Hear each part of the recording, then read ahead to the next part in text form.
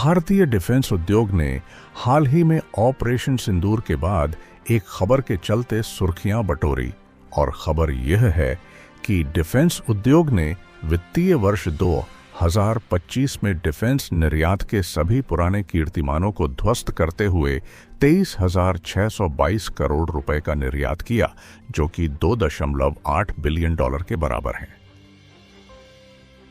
विश्व के 150 billion dollar के बाजार के मुकाबले यह एक छोटी उपलब्धि लग सकती है, पर जब इसे भारत के ही 2014 के निर्यात, जो कि 686 करोड़ था, के मुकाबले देखे तो यह 34 गुना की बढ़ोतरी हुई।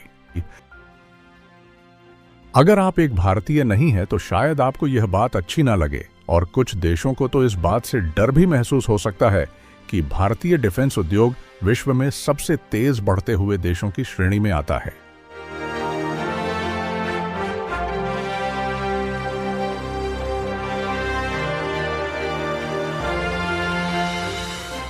भारतीय डिफेंस उद्योग ने वित्तीय वर्ष 2025 में एक कीर्तिमान स्थापित करते हुए 1,46,000 करोड़ रुपए का उत्पादन किया, जो कि $17.8 बिलियन के बराबर है।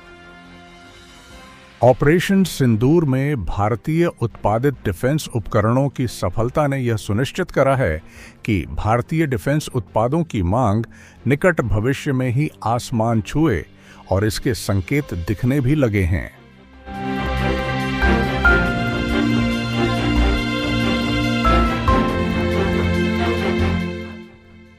विश्व अब यह भलीभांति जानता है कि भारतीय सुपरसोनिक मिसाइल ब्रह्मोस मात्र 300 सेकंड में 300 किलोमीटर दूर स्थित लक्ष्य को 1 मीटर की सटीकता से भेदने में सक्षम है, वो भी पाकिस्तान को उपलब्ध अमेरिकी एवं चीनी एयर डिफेंस सिस्टम को चीरते हुए। ब्रह्मोस ध्वनि की गति से भी 3 गुना ज्यादा गति से उड़ने वाली मिसाइल है, जो कि 15 किलोमीटर की ऊंचाई से लेकर 15 मीटर की ऊंचाई पर भी उड़ सकती है।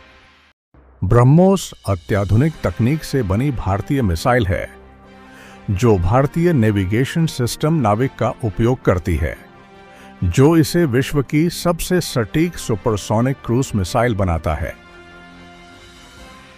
धरती से केवल 15 मीटर की ऊंचाई पर उड़ने की क्षमता के कारण इसे रेडार से पकड़ना मुश्किल होता है।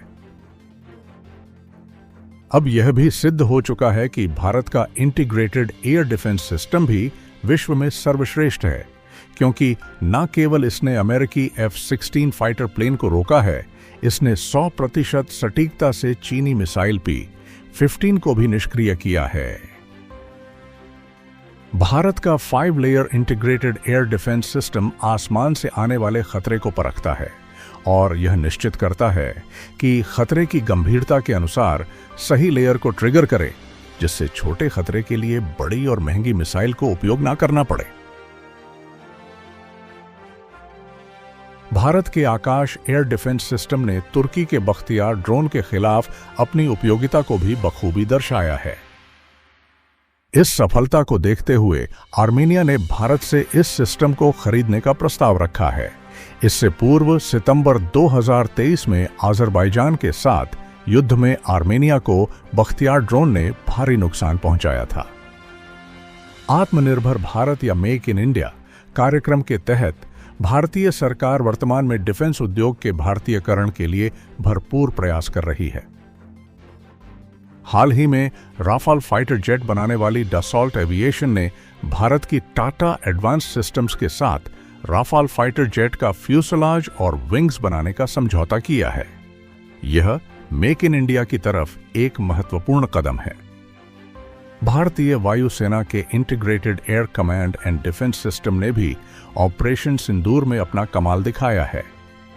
हाल ही में ब्रिटिश रॉयल नेवी के F-35B को भी इस सिस्टम ने न केवल पहचाना बल्कि लॉक भी किया। यह पूरे विश्व के लिए चौंकाने वाली बात थी। आज भारत का डिफेंस उद्योग भारतीय रक्षा बलों की जरूरत का 65% उत्पाद प्रदान करता है, जो कि 2014 में मात्र 30% होता था।